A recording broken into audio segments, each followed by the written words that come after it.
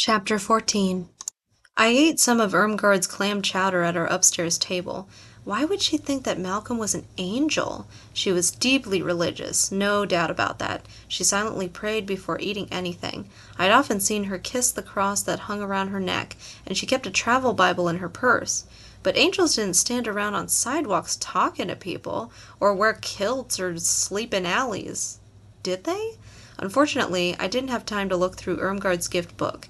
I barely had time to squeeze in my geometry homework before Elizabeth came at 7 to take me to her art class. I called the teacher. There's an extra easel for you. This'll be fun. Don't get your hopes up. I knew that I'd massacre whatever I painted, but at least the class would be something to add to the all-important checklist. Grandma Anna lay on her bed, her radio tuned to a book discussion on NPR. "Can I get you anything?" I asked. "No thanks, sweetheart," she said quietly. "I'm just worn out. You go and have fun." "You sure? I don't have to go." She did seem more pale than the normal Norwegian pale. "Go on." Elizabeth and I ate the rest of the crumb cakes on the way to the community center.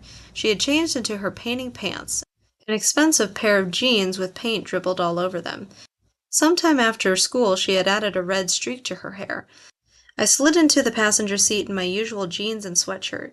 Elizabeth talked about Face the whole way. She had seen him in the grocery store buying a bag of potato chips, which gave her hope because she liked potato chips too. "Do you think I should sign up for golf lessons? Doesn't that just seem like the most boring game in the entire world?" The parking lot was mostly full. The fat brick building that housed the community center used to be an elementary school. Flyers and notices wallpapered the hallway. "That's where the alcoholics meet," Elizabeth said as we passed a room with a donut and cookie-covered table. She darted in and grabbed us a couple of pink iced donuts. "A bunch of divorced men meet over there," she said, continuing the tour. "They cry a lot." In room 105 we collected 2 stools and 2 paint-spattered easels. Elizabeth gave me a piece of watercolor paper and some paints. All the other painters looked much older. They carried nice cases for their supplies. "You have to be 16 to take this class," Elizabeth said, handing me a brush. Then she introduced me to a teacher, an anorexic-looking person named Edna, who must have had all the bones in her hand removed because I never shook a hand that limp. "What are we going to paint?" I asked as Elizabeth settled into her stool. A fat guy walked in, dressed in only a bathrobe. Elizabeth smiled wickedly. "This is life drawing." "Huh?" "Don't giggle," she said. "This is serious. The human body is a serious subject." She tied her hair back with a pink bandana. "All the renowned masters painted nudes." "Nudes?" Fat guy dropped his robe. "They call it life drawing, but they should just call it buck-naked people drawing, or let it all hang out drawing. What's wrong with painting a bowl of apples, or a vase of flowers? Look, I admit it. I'm just not mature enough to sit on a stool and paint real naked people. It's beyond me, especially naked guys. I don't have brothers. Girls who have brothers are way ahead of those of us who don't. The only male in my house had been my grandfather, and he never walked around in anything skimpier than a pair of long red pajamas with baseballs on them." The teacher and fat guy talked about his pose. The contrast between the two were shocking, her twig-like arms flying around as she explained her vision, his behemoth guts sagging as he listened. She kept talking as if it was the most natural thing in the world to talk to a completely naked guy. He said that his back was acting up, so she suggested a reclining position. And then he reclined, in all his glory. Elizabeth scooted her easel until it touched mine, creating a screen to hide behind because she was giggling. Miss Sophisticated Artist was losing it. She cupped her hands over her mouth. "Oh my God!" She knocked over her water jar. "What's the matter with you? I thought you did this all the time," I whispered. "That's my dad's caterer." I peeked over the top of my easel. Fat guy was plugged into his own music, his pink feet tapping merrily. No way was I going to paint his private parts. Forget about that. Elizabeth dabbed her eyes with her sleeve and finally got it together. We kept our easels side by side so we could talk, which didn't seem to bother anyone, since everyone was plugged into their own world. With a few strokes, Elizabeth outlined Fat Guy, the proportions perfect.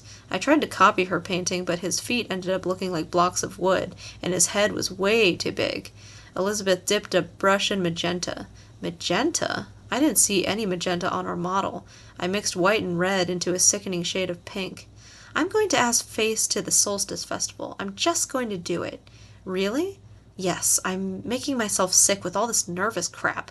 I'm acting so meek. I'm not meek." No, you're definitely not meek, I told her.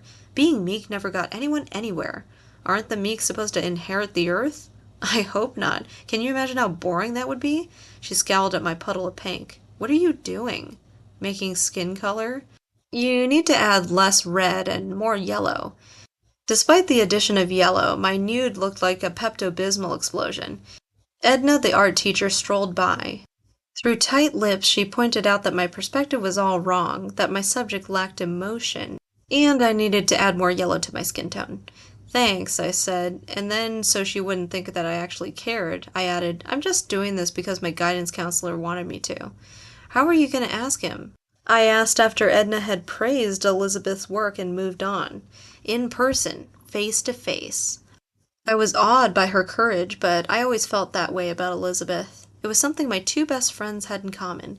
Once they knew what they wanted, they went for it. A perfectly simple philosophy. I understood the concept but could never put into motion. Like swimming 4 lengths of the Nordby pool. I knew what it took to do it, I just couldn't quite manage it. He gave me another bean, I said. Elizabeth nearly poked her eye out with her brush. No way! Let me have it this time. Please? You don't even know what I wished for. Oh, what? Fame. She sat up straight. Why did you wish for fame? You don't want to be famous. She peered around the side of her easel. Closing one eye, she held up her brush the way artists do measuring something. I'm the one who wants to be famous. If I were famous, then my gallery would be the most popular gallery in New York City. I added more pink to his gut. Maybe I do want to be famous. No way. You hate it when people stare at you. And that's what happens to famous people. They stare at you and they follow you everywhere. I'd love it. What do you think I should have wished for? Well, it was supposed to be what you most desire, right? Yeah. She tapped her brush against her knee. I don't know. You don't really have any interests. She shrugged. Maybe your biggest desire is to have your parents back. Why hadn't I thought of that? Of all the things I could have thought of, why hadn't that popped right into my head? Not that that mattered, because you can't bring people back from the dead, but shouldn't that have been what I most desired? It's just that my parents were like a dream, long faded from my memory, just 2 faces in a photo near my bed. I miss the idea of them, but an idea is not the same thing as an actual memory. It lacks emotion. So I didn't spend my days longing for 2 people I couldn't remember. Of course, my grandmother's grief was an entity upon itself. If you don't eat the bean, will you let me eat it? It's at home. It wasn't. It was melting in my jeans pocket, but for some reason I didn't feel like sharing. Elizabeth was so good at getting her way. Whether it was help with math homework or choosing the kind of soda we'd split at movies, I knew that if I showed her the bean, I'd never see it again. Want to hear something really weird? Yeah. Irmgard thinks that Malcolm's an angel. Elizabeth just about fell off her stool. No way! We got into trouble after that outburst and Edna separated us. I had to struggle with my skin tones alone. More yellow made things look worse. He looked like he was made of Play-Doh. Then those stupid watercolors ran down the page so it looked like he was leaking. The teacher wasn't impressed. The end result of the life drawing class had nothing to do with technique, but had everything to do with attitude, which illustrates the core difference between the way Elizabeth deals with the world and the way I deal with it. She painted Fat Guy in his entirety, even his private parts, and added all sorts of decorative elements like a climbing vine and a Grecian urn and splashes of magenta and turquoise. I painted a lump of flesh and avoided all the details. I never even considered adding my own touches. It never even crossed my mind that we would be able to do that. What about the bean? Elizabeth asked as we walked down the hall. Please? I wish I hadn't told her. She'd never give up. Fine, let's grind it up and drink it tomorrow morning. Tomorrow's not good. I'm going to be gone all day. Mom's taking me to a special dermatologist in Seattle. It takes a year to get an appointment with her. Okay, then we'll do it Friday morning? Definitely. Hey, when are you going to ask Face? Friday, at lunch. Don't let me chicken out, okay? Okay.